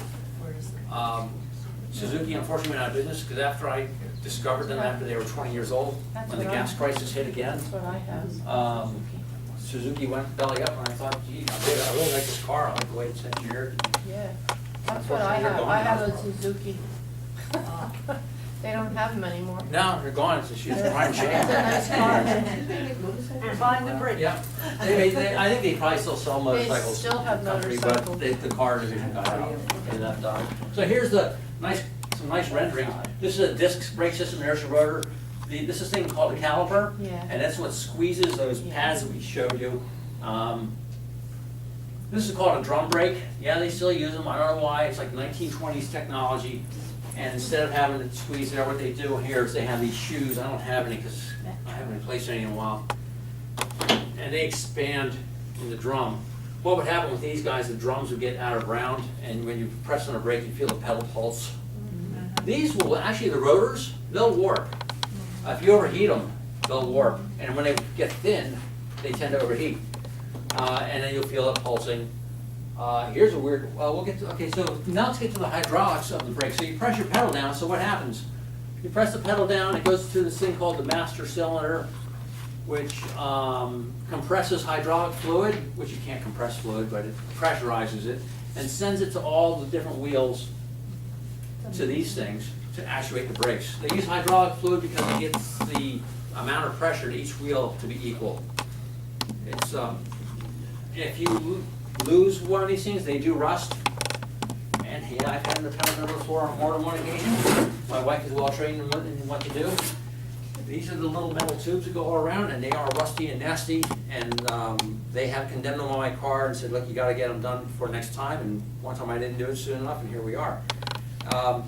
Very, very thin metal. They rust because they're underneath the car with the salt that we use around here. And when you lose the fluid, the pedal goes to the floor. You get several shots at pumping the brake, build up some pressure and get lucky and slow it down. If you want to crawl under there and find them, and if they're starting to look nasty, maybe your mechanic didn't tell you they were getting nasty. If the car's over 10 years old, that's about all you get out of these things. Look into it. There's a reservoir up here called the master cylinder reservoir, and it's full of brake fluid. Once again, look at the owner's manual, and it'll tell you what type to use. Yes? What are those called? Brake lines. Brake lines, okay. Now, the brake lines are rigid. Do they still bleed them like they Yes. used to? Yes, you still have to bleed them. So the brake lines are rigid, but between the brake line and the caliper is going up and down with the bumps. It's turning when you turn the wheel. They have to use a rubber hose. I do not have a rubber hose with me. They go bad. The rubber hoses, actually, what they'll do sometimes is they'll get clogged arteries, and so you press the pedal down, and when you release it, it doesn't release the brake, and it'll overheat your brakes. You'll feel the heat coming off that wheel, and you'll fry your brakes doing that. So another thing, fluids. In that part of the engine compartment, it's usually right in front of the driver. There's a clear plastic container for brake fluid. And you can tell if your brakes have been wearing down, because as these disc brakes wear down, not so much the drums, the fluid level will go down. And that will indicate either one, you're leaking fluid, or two, it's just normal wear on the brakes, but your fluid is going down. And maybe it's time to look inside the wheel spokes to see how much meat is left on those pads that we showed you. Once again, fluids, filters, check and get to know your car and just keep an eye on them. Cooling exhaust. We're not going to cover transmission because, well, there's all kinds of transmissions out there. Don't do neutral drops. You know what a neutral drop is? My brother did this to our 63 Dodge. Dumbass. You're going to edit that, right? So, we were teenagers. He revved that poor little engine up, and it was a Chrysler push-button transmission where you press the button instead of the gear shift. Yeah, I remember. And he revs it up in neutral, and he hits it in drive, boom, you know, it lays wheels all over the place, and the fluid in the transmission went from a nice red to black. And that thing never shifted the same after that. I don't think my father ever found out about that. Oh, here it is. Here's the master cylinder. So when you press on the brake pedal, you're pressing that little piston in there, and see these two holes? They go to those brown brake lines, and that's where the fluid is pressurized to all your wheels. And there's a reservoir. So as the brakes wear down, the fluid in the reservoir goes down, and they'll tell you a maximum level. Once everything has a maximum level, everything has a minimum level, everything has an operating range, and you better put the right brake fluid in there, or you're gonna have a problem. When you burst a line and you go and get it repaired, they fix the line, they fill it up with fluid, and then they have to bleed it. It costs you about $80 to $100 to get it bled, because you can't have air in the lines. If your brake pedal feels like it's kind of weird, like spongy, you might have air within your lines. Because what does air do that fluid doesn't do? Air will compress. So the fluid won't compress. That's why you get a nice firm hard pedal. You get some air in there and that air compresses, you're gonna get what they call a spongy pedal. Or it could be internal bleeding in the master cylinder. Remember we talked about internal bleeding? I mean, no leaks, but if it's leaking internally, you're not getting the pressure to where it belongs. It's bleeding out the side of there. Kind of like a bad heart valve. I haven't been there yet, I've been close. I had a pulmonary embolism, that's the best thing to a heart attack, I tell people. So, transmission, we covered, like I said, transmission, just check the fluid. And your owner's manual is also gonna tell you what fluids need to be changed and when. Follow that. The manual transmission on my Geo Metro, they say change the transmission fluid every year, which is really high maintenance for a transmission. Most of them are like 30,000 miles. Some of them are forever transmissions. I don't trust stuff like that. Everybody here have a stick shift transmission, manual transmission? They're all automatics? Okay, we won't cover clutches or anything. We covered the drive shafts, universal joints and half shafts. Those were those guys over here. These guys. They're called universal joints, CV joints. No maintenance, just when they go, they go. Steering, okay, this is a good shot. So we know how the steering works down below where the wheels and suspension work, but how does it come to the steering column? Well, you get your steering column, you spin it. You know, we've all had wagons and things, and we know how linkages work. And it goes into this. This is called a rack and pinion steering. Everything has rack and pinion now. Recirculating ball is probably gone. Even trucks have rack and pinion. So anyway, it goes down to this rack here, and it moves all this stuff from left to right as you rotate the wheel. It's done with gears in there. And then if it goes this way, there's the tie rod end. It rotates the wheel out that way, and since it's tied to the other one, that's why they call it a tie rod. It ties the two wheels together. There you go. So you have a power steering pump. Once again, power steering fluid, another fluid. Always keep the spare fluid in your trunk too, because you may not be able to fix it, but somebody else might be able to. And at 2 in the morning, Pep Boys is not open.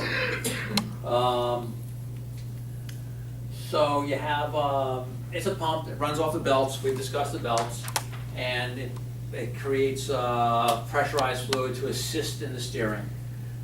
So we notice the belt is doing a lot of work. It's doing the power steering, it's doing the water pump, it's doing the alternator, it's doing the air conditioner. You haven't gotten that yet. And so when your engine stalls, what happens? You lose all that stuff. You lose your steering, you lose your brakes, because if you go back to the brakes here, that guy there, they don't show it, has a big canister in front of him, and the engine provides, in this canister, it's called the power brake booster, vacuum. We can go into Hawaii, it provides vacuum. Remember I said check all your vacuum lines all the time? Another good reason to check your vacuum lines is there's vacuum hoses.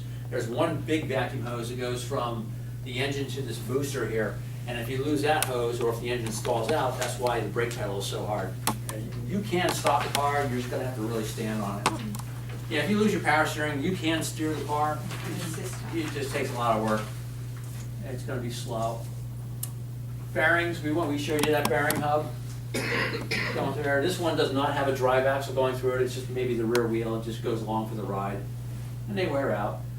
There's no maintenance on them. They wear out. You replace them. I mean, if you really want to, you can take it apart and grease them, but you know, you may as well just put new ones in at that point, it's a lot of work. Or strip them off your parts car like I do. Here's something on tires, this is important. So, you have, let's go, if you notice on here, it shows you, on tires.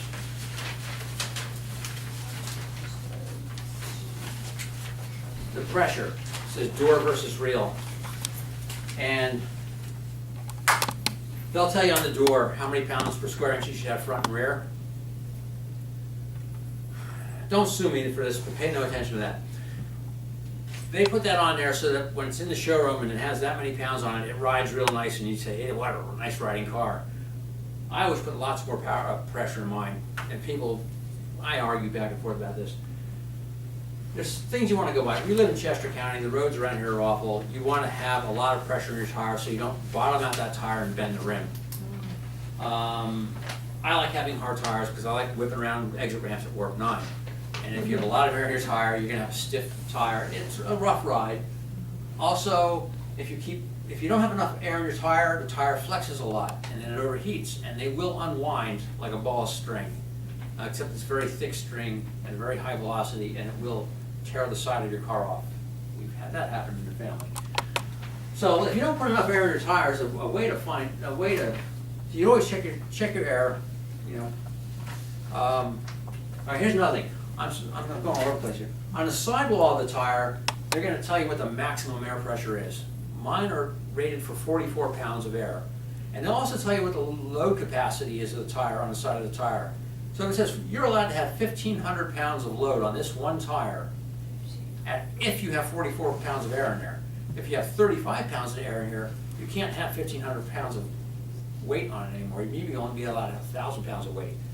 So if you're towing or going on a trip, keep the pressures up as high as the sidewall lets you. Otherwise, they're going to bulge and under a heavy load, and they're going to bend and flex and overheat and unwind. Well, now you say on vacations because it's a longer drive. Longer trip, usually in summer, plus you have everything but the kitchen sink and the poor trunk. So you would want really what, more air usually in the winter and less in the summer? No, well, the rule of thumb is more, if you have more payload, you have a heavier load, you want to have more air in the tires, because the tires are rated at a certain load with a certain pressure. In other words, if you have tires rated at 44 pounds of pressure, it can handle 1,500 pounds of load, which times 4 is what, 6,000 pounds. So if you have an SUV with a lot of weight in it, you're pushing 6,000 pounds easy. I think load, most of them are like 1,650 pounds. So for round numbers, if you don't have 44 pounds of pressure in that tire, it no longer is rated for 1,500 pounds of weight. You can only maybe put 1,000 pounds of weight in it. So if you put a lot of weight in your car, if you're towing or carrying a lot of luggage or people, keep the tires inflated up as high as you'd like, as high as the wall says. Never overinflate them. You're talking about the wall, the thing on the tire? The sidewall, yeah, the sidewall of the tire. And It'll tell you what the maximum. What the maximum It is. says and what the maximum, lowest how is. does it tell you? I mean, what does it say? It's on, I can show you a picture after we're thank you. done. I'd like to see that. It just says, it'll say load range C, 1,650 pounds at 44 pounds per square inch. So if you don't put enough air in your tires, they tend to flex in all the wrong ways, and you can tell because those shoulders on the tires are going to wear out. If you overinflate them, the center of the tire will wear out. If the one side of it is wearing out, that tells you you have an alignment problem. Remember we showed you that where did he go? That tie rod here. Tie rod end, when this gets attached to the tie rod, you spin it on a thread.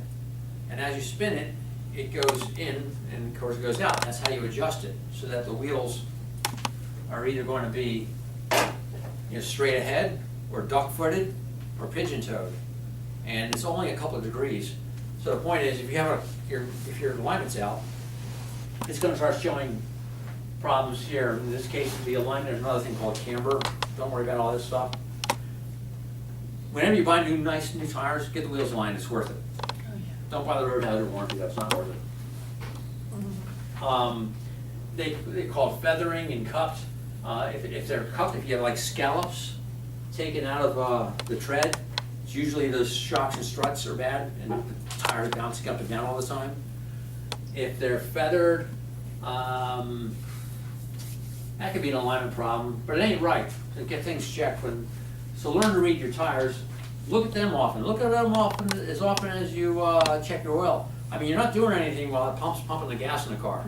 Walk around the car, take a look. I mean, what do the pilots do before they get in their car, or a plane right away? They're mandated to walk around the airplane, and if they miss something, it's on them. It's not on the mechanics. You are the captain of your ship. You are fully responsible for it. Okay. This happens to be the size of the tire. See the cracks? Yeah. Most likely either dry rot or because they didn't put enough air in the tires and ran them low and they flexed them and you get cracks and you ruin your perfectly good tires. A little onion here, that's not good. This may or may not, that's not good either. It usually means a belt inside is broken. Look at the sidewalls, look for stuff like that. Like I said, when they fly apart, they take the side of the car apart. They have a shelf life. They're only good for about 5 years because the rubber will rot. They have manufacturing dates on them. It's like reading Greek. I don't know how to do it yet. See the cracks in here? That could be dry rot. That thing will unravel someday. And it could also be that they ran it low on air and too much flexing caused it. You notice another thing about this one. See how that's worn out more than the center tread? That's kind of suspicious. It tells me they didn't put enough air in them. Or like me, no matter how much air I put in mine, I always run the shoulders off because I like hot rodding a lot. I go around corners really. So what causes a tire burst in interstates? What's that? And the tire burst happens on an interstate normally. It's underinflation or overinflation of tire? A tire will fly apart if you have it underinflated. It will overheat and fly apart. It will also fly apart because of dry rot. It'll also fly apart if the belts went bad because you slammed a pothole last week and didn't bother looking at it. And now the belt's bad and it'll eventually fly apart. And we had one fly apart on our Taurus. It took out the fender, it took out the bumper, it took out the driver's door, all the junk underneath, and it almost took out one of the main wiring harnesses, and it took out the splash shield underneath of it. And I can't tell you how upset I was about that. It didn't look like it was a bad tire. It was unknown origin. I was being cheap. I was using tires that kind of came with the car. That's another thing I'll do when I buy a car. I'll sort of tires out and put real ones on. Don't buy, what do they call it? Treat your Eagles as junk. Is there some signage Which you can one? just see it on a wheel? What's that? Is there some signage you can see it on a wheel? The dry rot? Yeah. Yeah, like you look here. Can you see the cracks between the treads? See that crack? Yeah. That's dry rot. This is dry rot. When they get to be about 5 years old, you're going to be getting that kind of problem. In fact, they're making an inspection rule now that if the date code is so many years old, even if you bought the tires last week, but they were manufactured 5 years ago, flunk. Yeah, it might be sitting in a warehouse shelf somewhere. So it's it's like that beer commercial. You know, look for the born-on date. You know, somewhere they tell you how to. There's a code. Look it up on the internet. I got like 4 more slides here. Electrical, don't worry about it. When it goes bad, you'll be paying for it. You can see it's very complicated. I go onto this Geo Metro site, and some guy saying, "Oh, it keeps blowing fuses whenever I put it in reverse. Does anybody know what's wrong?" It's like he neglected to tell you the whole back end's been smashed in. Yeah, I'll tell you what's wrong. You got the thing, you get pinched in a nerve back there. You know, some people shouldn't have access to the internet. But, so yeah, you can still, if you get dinged or punched or broken lights, you can cause some weird electrical malfunction, and it will drive the computer crazy. And, the air conditioning and heating, ventilating, and air conditioning, HVAC, also known as HVAC. So, the Serpentine Belt spins the compressor, right? We all know how air conditioners work. It compresses it, goes through a special radiator just for the air conditioning system called the condenser. It's all high pressure. Don't touch it. Don't open up any valves. It will freeze you, like I told you it would. And so you have an expansion valve. You have the inside of the engine, the inside of the passenger compartment, and they get the blower unit. Of course, you get your heater core sitting there, and you can blend it between the cold and the heat. And that's your air conditioning unit. The compressor's under the hood. Once again, belt driven. Lose the belt, lose your AC. You lose the belt, by the way. You lose your AC, power steering, you're gonna lose your water pump, you're gonna heat your engine up real quick. Yeah, like with less than a mile, you're gonna blow the engine up. It doesn't take long. The oil light comes on, you have seconds to shut that thing down before you ruin your engine, just seconds. Red light, bad. Remember, red light on the dashboard, Just pull turn over, it shut off. it down. Just turn it off. Yeah, you pull over safely first, I mean, that's the, you know, safety first, but, Yeah. and then shut it down, and, you know, unless you know what the real problem is, find out what the real problem is, because there's, I mean, with engines, like it's $5,000 now, throwing an engine in that car. You have a fan motor up here. Remember the old cars? That's why they called them fan belts, because it would run the fan. Now they have electrical fans. There's a fan up here in the front of the car. There's different setups. Sometimes they have one for the air conditioner, one for the radiator. Sometimes they do both. You'll hear them making rattling noises like a bad fan would. Get that checked, because you lose your fan, you're not gonna cool off your air conditioner won't work, and you're gonna overheat your car in a hurry. Also, if that fan decides just to break loose, it's gonna just go in there and chop everything up on you and cost you more money. Preventive maintenance and early solve the problem, nip the problems in the bud, because they're just gonna get worse. If you have a noise and you can't find it, let it get worse. General stuff. Okay, yeah, this is what you wanna know. You wanna know where all your filters and junk are. So the fuel filter, like I said, is usually inaccessible. That's a mechanic thing. Look it up. Buy the service manual. It's as thick as a phone book if you wanna find that one. And it's probably not in there anyway. The air filter is under the hood. You get spark plugs, you gotta just set the gap. Spark plugs are good for like 100,000 miles now. 85,000 miles on a bad day. My Metro eats them every 20,000 miles, but there's a reason for that. It's an older design. The cabin filter filters the air coming into the car. If you find that your heater's not working well, if you're not blowing a lot of air, it's probably that cabin filter is clogged. It's in the owner's manual. It's usually on that side of the car. It's usually where all your heater junk is. Sometimes they're accessible from inside the glove box. Sometimes you have to take the cowling off the top of the car. PCV valve, they seldom go bad anymore anyway, but it's it's about the size of a spark plug, and find out where it is on your car, and, I don't know, replace it once in a blue moon. So you get the oil, you change the oil, there's an oil filter, the oil capacity, the type of weight, we discussed that, all in the owner's manual. Once again, owner's manual, owner's manual, owner's manual. If you don't have a hard copy, you can buy a hard copy on the internet somewhere and you'll get gouged. You can get one out of the junkyard for $5 after it's been sitting in a puddle of water for a month. Or you can go and search the PDF and save it on your computer. And like I said, the nice thing about that is searchable. You can type in find cabin filter and it'll take you right to the right page. Because now, the owner's manuals are as thick as a phone book anymore. Radiator flush and fill capacity. I'm not a big believer in additives. I mean, if you're leaking and you throw that junk in there and make it stop leaking, you're probably just gonna clog it up. You clog your radiator, you're gonna overheat. You clog your heater core, you're not gonna have heat, and you don't wanna know how much it is to replace those heater cores. To replace the heating system in a car, they usually have to take the whole dashboard out of the car. And I've only done it myself as a labor of love because I really like the car. It's not fun, I hate it. I don't get along with plumbing to begin with. We live in the Northeast, we know all about the frame rot. They get rusty, and there's, people say you can wash the undercarriage. I don't know, I never had much luck with anything. My minivan right now has a crack right across here. That's where that spring comes up and holds the whole car up, so it's about ready to blow through and roll over. The Geo Metros tend to crack and rust right here. Ford Tauruses will rust right here, the whole front of the car will come off, they have a recall for that. If you want to crawl under there and look for rust, go ahead. The frames wear out, and that's, try to predict when yours is gonna go and stop putting money in it and just burn the thing in the ground and get rid of it. I don't know, man, that was a lot to cover. I know this is kind of a maintenance course, but I've always felt that the more you know about something, the maintenance will come easily. So you've seen just about every blessed thing there is to see on a car.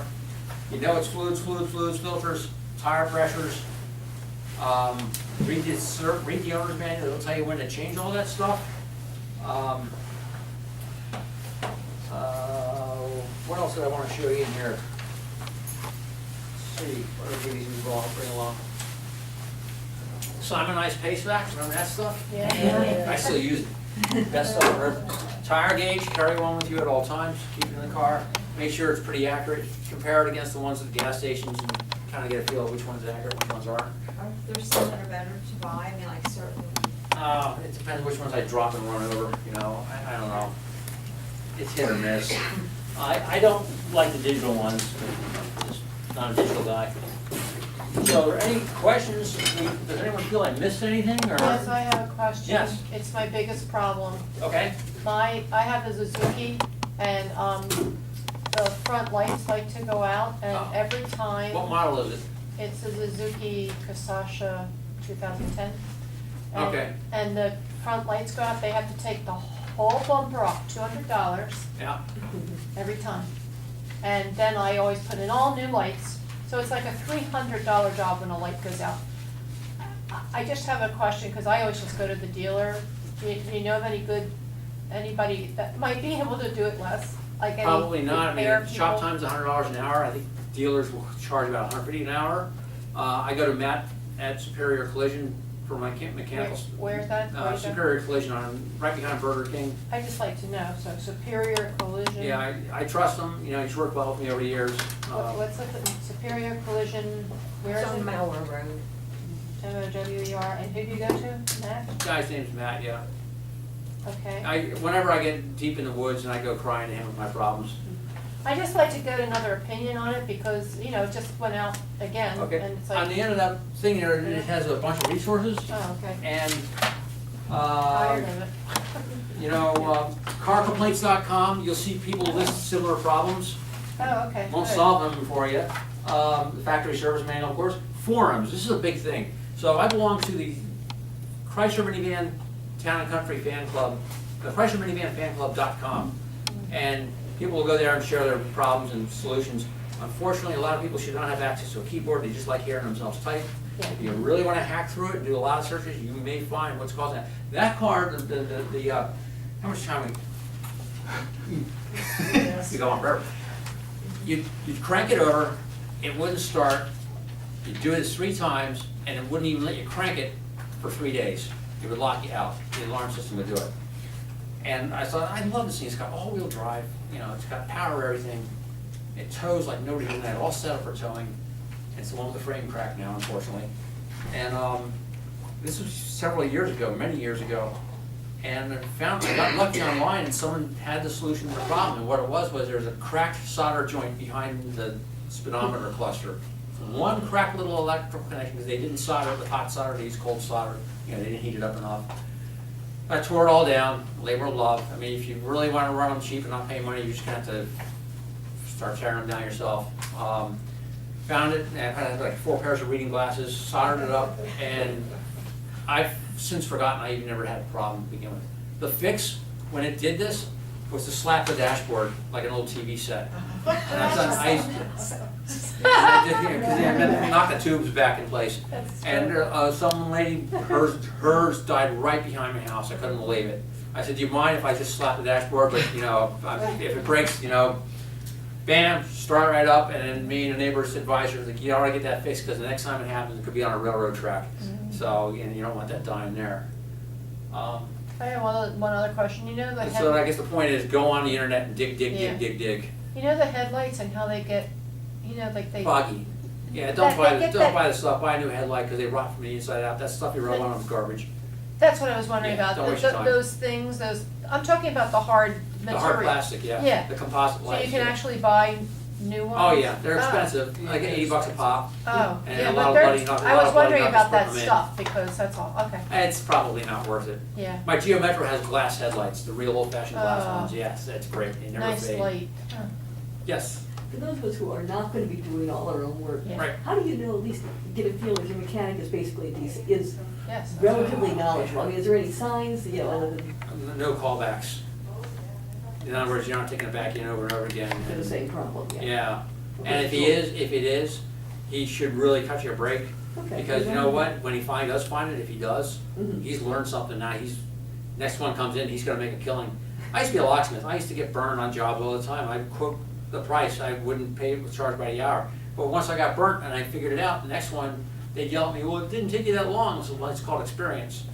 You know, you tear down the steering columns on them and stuff. Any other questions? What's the difference between all-wheel drive and front or a rear-wheel drive? What? All-wheel drive and front or Ah. rear-wheel drive. Okay, front wheel drive, just the front wheels running. Back in the old days, we had a drive shaft going all the way to the back of the car, and it was just rear wheel drive. It was great for doing smoky quarter-mile burnouts. But so they went to they went to front wheel drive because there was less drivetrain and you got better gas mileage, and they handled better. They would go in the snow because you have all the weight sitting on the front wheels. All-wheel drive. My minivan has all-wheel drive, and so it has. The minivans came with the price of the minivan came with just front-wheel drive, and as an option you get rear-wheel drive.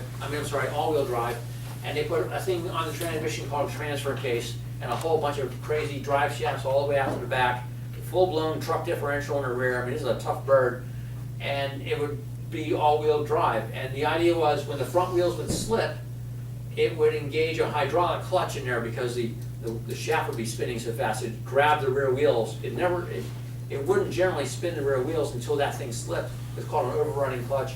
It would grab the rear wheels and it would go. That thing would go up Valley Forge Mountain with 6 inches of fresh snow on the ground from a standing start, like it wasn't even in there. It was like a cat on carpet, which I'm crying my eyes out because the frame cracks. I just really love that thing for that reason. Remember when the game got snowed out? I drove to 30th Street Station back that night in that thing, yeah. And I was pushing people out of my way, literally.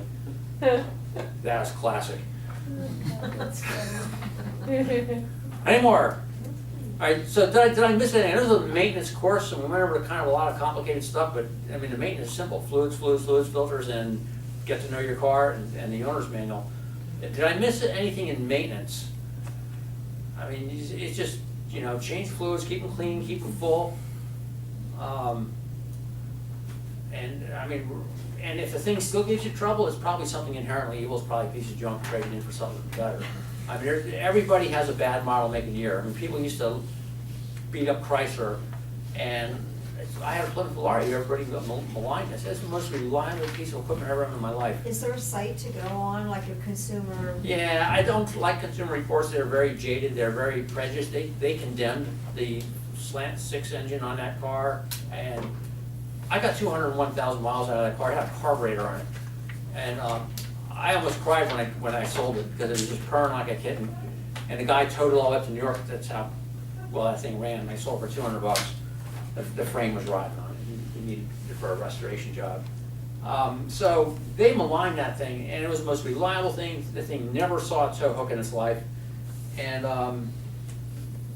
they just had some real preconceived notions about what was a good car and what was not a good car. I mean, the thing slammed a deer once, and I picked up the plastic and glued it back together, and it was fine.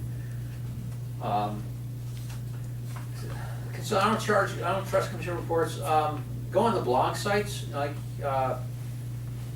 Is there another site that, that talks about different years or different models, makes? There are some, look at the recalls. okay. That's one thing. Look at fueleconomy.gov. I think that's on there.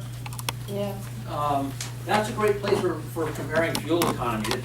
That's why I bought the Metro, because I had the choice between that, the Toyota Echo, and the Golf, and then the, what's that thing called? The Plymouth Neon, which I would have gone with Plymouth Neon, but I went to the Plymouth Neon sites where the Plymouth Neon's owners would talk about all their problems, and they were constantly blowing head gaskets. So I don't need that aggravation. So how do you find those sites? You say just go to. Type in like Honda Civic Forum, and Yeah. you're gonna Forum, find it. just Yeah, forum, they're all okay. There's the Geo Metro Forum, which is now defunct. They're now on Facebook. There's the Crusher Minivan Fan Club. There's Honda Forum. There's one called How to Care and Feed Your Ford Taurus Forum. It's insane out there. Some of them are better than others. A lot of crap out there. You're gonna have to really filter it out. It's like the Wild West on there. Rock Auto is a great place for looking up part numbers, because within 3 mouse clicks, you're gonna find what you're looking for. You go on Pet Boys or Advanced Auto or any place, like 20 mouse clicks later, and all you're doing is filling out your email address. I hate them. All the pop-ups, and do you want the discount? No, I want to find the part. If you have it, we'll talk about money. Then one store has it, the other one doesn't. We can get it tomorrow. I need it today. But Rock Auto is good for that. It's cheap prices, but yeah, you have to pay shipping. And the owner's manual, like I said, is gold. Okay, you have a problem with your car, and yeah, is the mechanic honest? Well, if you do a little research first, you can help him out. So I had problem with the Impala, I always have a problem with the Impala. Usually electrical problems. So you type in, you know, whatever the problem is, Impala 2000, Impala headlights don't work, whatever. And you'll find a lot of stuff, or how to replace the headlight dimmer switch on the Impala without like tearing the whole car apart unnecessarily. There are people who put YouTube videos out there on how to tear them down. Some are better than others, like I said. Save the link, put it in a Word document, file it, so you always have it. So some guys really do some real nice jobs of telling you a lot of shortcuts on how to tear them apart. I posted one solution on how to do the rear brakes on the minivan because it's very complicated, and I posted that on the minivan fan club. I just wrote a narrative, I didn't do the YouTube thing, and people are still praising me today. Wow, thank God, you know, now I know what, they just can't figure out where do you start, you know.